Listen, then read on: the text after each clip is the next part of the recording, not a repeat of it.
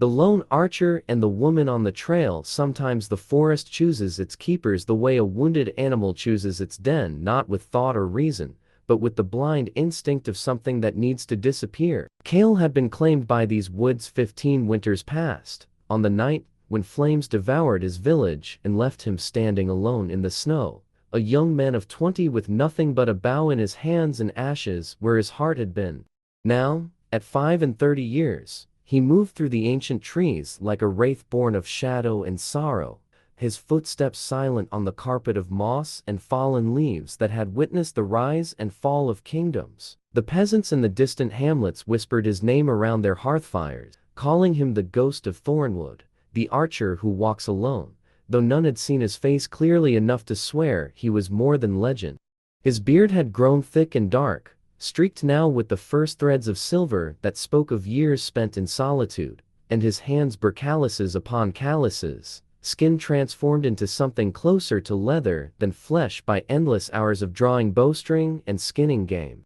The longbow across his back was taller than most men's children, carved from yew that had grown in the shadow of a monastery destroyed by plague, and its pull required a strength that Kael maintained through necessity rather than vanity. He hunted what the forest offered, traded pelts and smoked meat for salt and arrowheads at the crossroads market where no one asked questions, and vanished back into the green darkness that had become his only kingdom.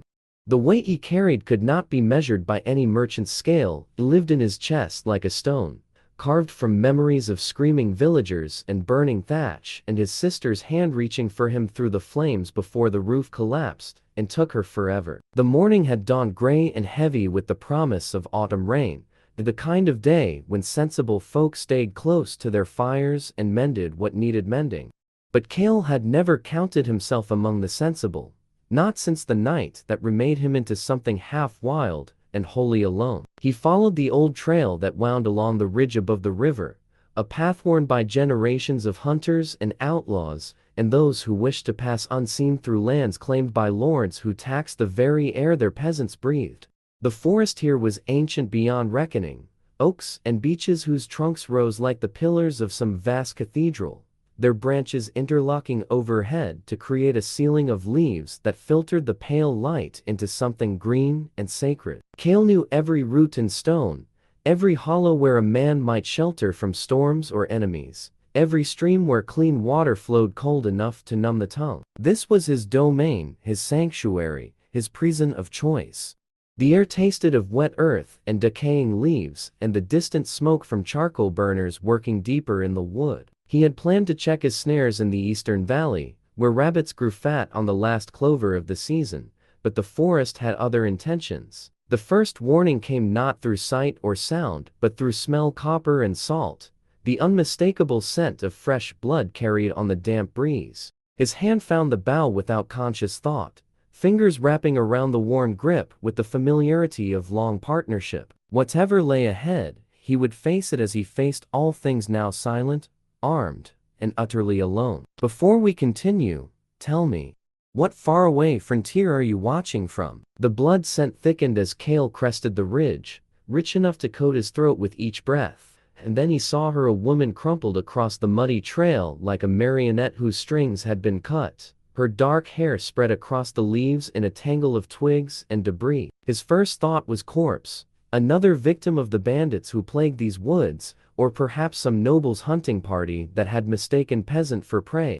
Death held no shock for a man who had watched his entire world burn before he had seen his 20th summer. But then her hand twitched, fingers curling weakly against the cold earth, and something stirred in the hollow place behind his ribs, not quite hope, but something adjacent to it, something he had thought long dead.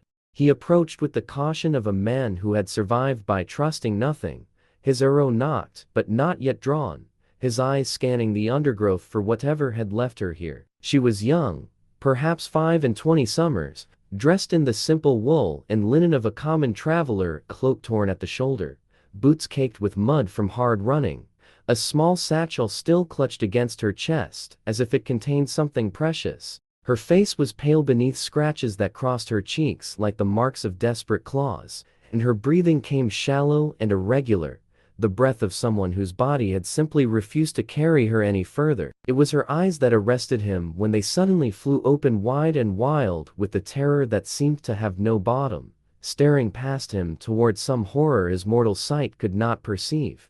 "It comes," she whispered, her voice cracked and barely louder than the rustle of leaves. "Saints preserve us, it still comes." Before Kael could demand meaning, the sound reached him, a low rumbling growl that vibrated through the earth itself, through his boots and up into his bones, the sound of something massive announcing its presence. He turned toward the darkness beneath the ancient oaks, just as the undergrowth exploded outward, and what emerged drove the breath from his lungs in a cloud of white vapor. Not wolf, not boar, not any of the common dangers these woods harbored, but bear. A great brown bear, its fur thick with the fat of autumn feeding, its shoulders hunched with muscle that could tear a man in half with a single swipe. The beast rose onto its hind legs, towering above Kael like some demon summoned from the old tales priests used to frighten children, and the roar that erupted from its throat shattered the forest silence like a hammer through glass. Time itself seemed to thicken, each heartbeat stretching into an eternity as Kael's mind raced through calculations of distance and angle and the terrible mathematics of survival. The bear stood perhaps 10 paces away, close enough that he could see the scars crossing its muzzle, the foam gathering at the corners of its mouth, the small dark eyes fixed on the woman behind him with the single-minded intensity of a predator denied its prey. His longbow could pierce mail at 200 paces, could punch through boiled leather like parchment, but against 800 pounds of muscle and fury wrapped in a hide thicker than saddle leather, he would have one shot, perhaps two, before the creature reached him. The woman moaned softly, trying to rise, and the sound drew the bear's attention like blood draws flies. Its massive head swung toward her, nostrils flaring, and Kael saw the muscles in its haunches bunch for the charge. He drew the bowstring back to his cheek in a motion so practiced it required no thought, his fingers finding the familiar groove worn into the wood by 15 years of constant use, and loosed the arrow at the creature's shoulder. The shaft flew true, burying itself to the fletching in the thick muscle, and the bear's roar of pain shook leaves from the branches overhead. But it did not fall. It did not even slow. The creature dropped to all fours and charged, covering the distance between them with a speed that seemed impossible for something so massive, and Kael had barely enough time to throw himself sideways before the swipe that would have removed his head passed through the space where he had stood. He rolled across roots and stones, feeling them bite into his flesh through his worn leather jerkin, and came up with another arrow already knocked. The bear had overshot, its momentum carrying it past him, and it spun with a grace that belied its bulk, small eyes now fixed entirely on the man who had caused it pain. Behind him, the woman screamed a sound that cut through the chaos like a blade, and the bear's attention wavered, torn between the prey it had been stalking for hours and this new threat that stung like a wasp. Kael loosed his second arrow, aiming for the throat where the fur was thinner, and this time the beast staggered as the shaft found flesh. Blood, dark and thick, began to mat the brown fur, but still the creature did not fall. These great bears of the deep forest were legendary for their tenacity, for their ability to absorb wounds that would fell a horse and keep fighting until their hearts literally stopped beating. The animal charged again, and Kael ran not away, which would have meant death as surely as standing still, but toward the massive oak that rose beside the trail, its lower branches thick as a man's thigh. He leaped, caught the lowest limb with both hands, and swung himself upward just as the bear's jaws snapped shut on empty air where his legs had been a heartbeat before. Higher he climbed, bark tearing at his palms, until he reached a branch that could support his weight without swaying, and he clung there gasping while the beast circled below, too heavy to follow, too enraged to leave. From his perch, Kael could see the woman struggling to rise, her legs trembling beneath her like a newborn foal's, and he watched with growing horror as the bear noticed her movement. The creature approached her slowly now, its earlier frenzy giving way to something more calculated, more terrifying, the patience of a predator that knows its prey has nowhere left to run. It lowered its massive head to sniff at her hair, her torn cloak, the blood that had first drawn it to her trail, and Kael felt the helplessness crash over him like a wave of black water. He had felt this before.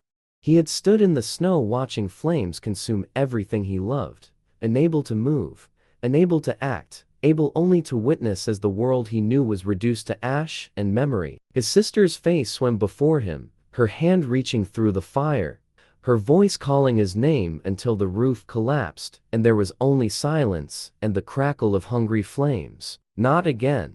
The words were not a thought but a vow, a declaration of war against fate itself, against a world that seemed determined to make him watch those he might save die while he cowered in safety. His quiver held 4 more arrows, not enough to bring down a bear this size through attrition, not with the time he had, but perhaps enough to give the woman a chance, to buy her precious seconds to flee while the beast was occupied with him. He nocked an arrow and aimed for the bear's skull, for the small target behind the ear where the bone was thinnest, where a perfect shot might reach the brain and end this with a single stroke. The bear's paw rose above the woman's prone form, claws extended like curved daggers, and Kael released the string with a prayer to gods he had stopped believing in long ago. The arrow sang through the cold air and struck true, burying itself in the bear's skull just behind the ear, and the creature staggered sideways with a sound that was almost confusion. For one breathless moment, Kael dared to hope. Then the bear shook its massive head, the arrow still protruding from its skull like some grotesque ornament, and turned its gaze upward toward the tree where he perched. Whatever damage the shaft had done, it had not been enough. The creature's eyes had changed, the animal intelligence replaced by something pure and primal, pain transformed into rage, a fury that would not rest until everything around it lay broken. It charged at the oak's trunk, slamming its full weight against the ancient wood, and the impact nearly shook Kael from his branch. Bark exploded outward as the bear struck again, and again, each blow sending tremors through the tree that Kael felt in his teeth.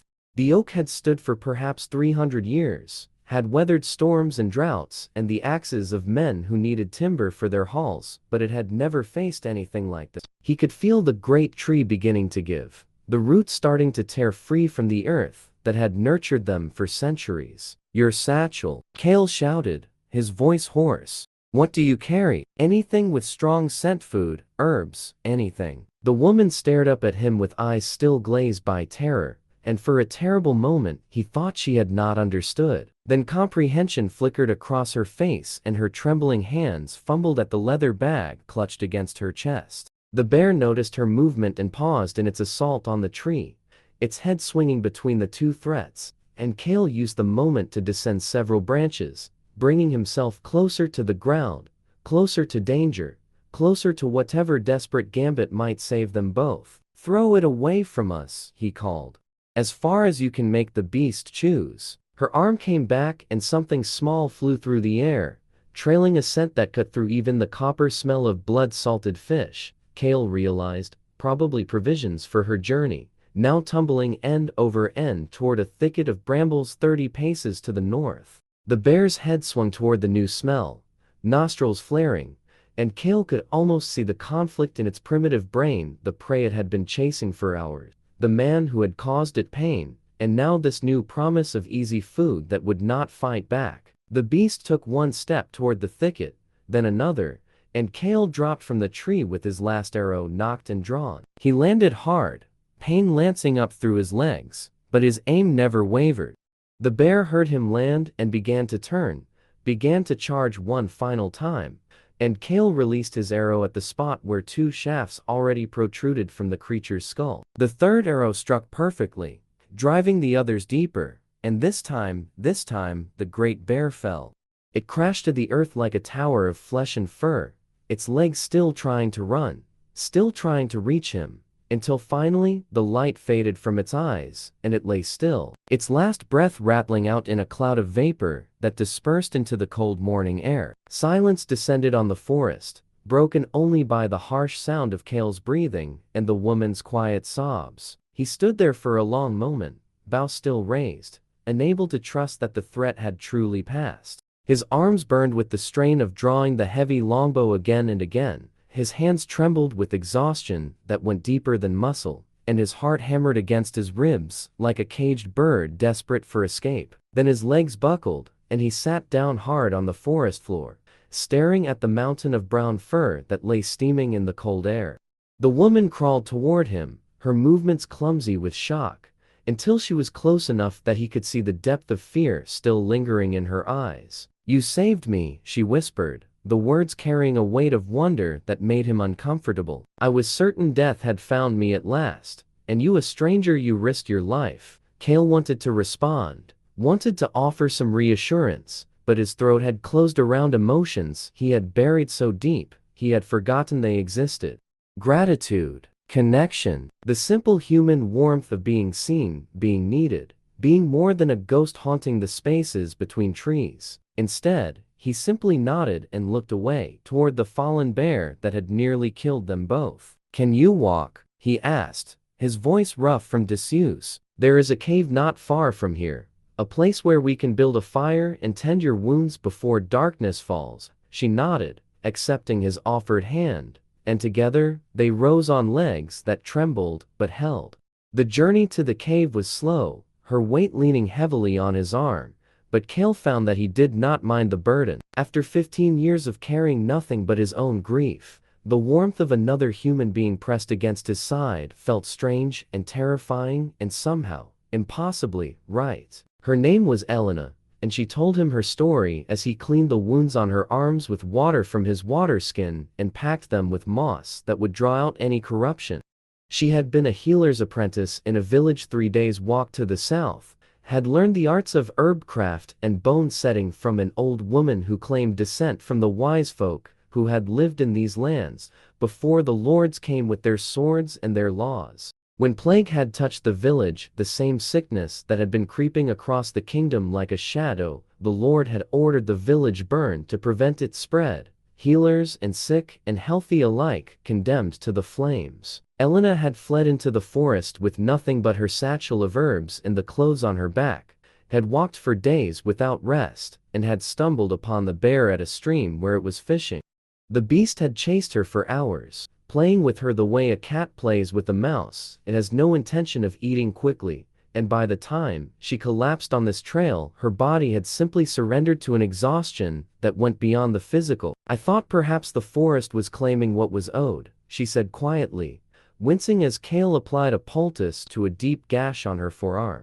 "I thought perhaps I was meant to die out here, alone, forgotten, another victim of a world that cares nothing for common folk." Kael understood more than she knew. He had felt that same pull toward oblivion in the months after his own village burned, had welcomed the dangers of the forest because they offered an end without requiring him to choose it actively. But something had shifted in him when her eyes met his. Something had cracked open in the hollow place where his heart had been. "You did not deserve death," he said, the words strange on his tongue after so long without speaking to another soul. "No more than anyone deserves the cruelties this world visits upon the innocent." Elena looked at him then, truly looked, and he saw recognition in her eyes, the recognition of one wounded soul seeing another. They stayed in the cave for 3 days while her strength returned, and the worst of her wounds began to close. Kael brought fresh game and clean water, built fires that warmed the stone walls until the small space felt almost comfortable, and found himself talking more than he had in 15 years. He told her about the night his village burned, about his sister, whose hand he still reached for in his dreams, about the guilt that had driven him into the wilderness and the grief that had kept him there. Elena told him about the old healer who had been more mother to her than her own blood, about the satisfaction of easing pain and the horror of watching that same gift become a death sentence when fear overtook reason. They were two broken vessels, cracked in different places, but leaking the same essential substance, the hope that life might hold something more than mere survival, than mere endurance of one day after another until the final darkness came. But something in the act of sharing lightened their burdens, made the weight of sorrow slightly more bearable. Kael found himself almost smiling, the muscles of his face remembering expressions they had not made in years, and Elena's laugh, rare but genuine, filled the cave with a warmth that no fire could match. The forest had brought them together through violence and terror, but in surviving, they had found something neither expected, the first fragile threads of connection, of understanding, of a bond that neither quite knew how to name, but both recognized as precious. On the fourth morning, Kael led Elena along the trails that wound toward the crossroads market, the place where the forest met the wider world, where roads led to towns and villages and the complicated web of human society he had abandoned so long ago. The journey took most of the day, and by the time the trees began to thin and the first cultivated fields appeared in the distance, the sun was painting the sky in shades of amber and rose. They stood at the boundary between his world and hers, the shadows of the oaks reaching toward them like reluctant fingers, and neither seemed to know how to form the words that would end the strange interlude and return them to their separate lives. "Come with me," Elena said finally, the words rushing out as if she had been holding them back for days. "There are villages beyond the Lord's reach, places where a healer is welcomed and a hunter's skills are valued. You have been hiding in these woods long enough, Kael. Surely you have paid whatever penance you believe you owe." Kael looked back at the forest that had been his home, his refuge, his prison for half his life. The trees stood silent and ancient, offering neither judgment nor counsel, simply existing as they had for centuries before his birth and would for centuries after his bones had turned to dust. He thought of his sister, of the way she had always pushed him to be better, braver, more than his fears would allow. He thought of the flames that had taken her, and for the first time, the memory brought more sorrow than guilt. The wilderness had saved him when he needed saving, had given him space to grieve and time to let the worst wounds scar over. But perhaps healing meant eventually meant rejoining the world of men, meant learning to live again instead of merely existing. "I do not know how to be among people anymore," he said quietly. "I have forgotten the rhythms of ordinary life, the expectations, the thousand small courtesies that make society possible." Elena took his hand, her fingers warm against his calloused palm. "Neither do I," she admitted. "The world I knew is ash and memory now, no less than yours. But perhaps we could learn together. Perhaps that is what survival truly means, not merely enduring the darkness, but finding courage to seek the light again." The sun was setting behind them, painting the fields in gold, and Kael felt something loosen in his chest. A knot that had been tied so long he had forgotten it was there. He turned away from the forest, keeping his hand in Elena's, and took the first step onto the road that led toward an uncertain future. Behind him, the ancient oaks watched in patient silence, and somewhere in their depths, a thrush began to sing, filling the evening air with a melody that sounded almost like hope. The lone archer was walking out of the shadows at last, and whatever waited ahead, he would not face it alone.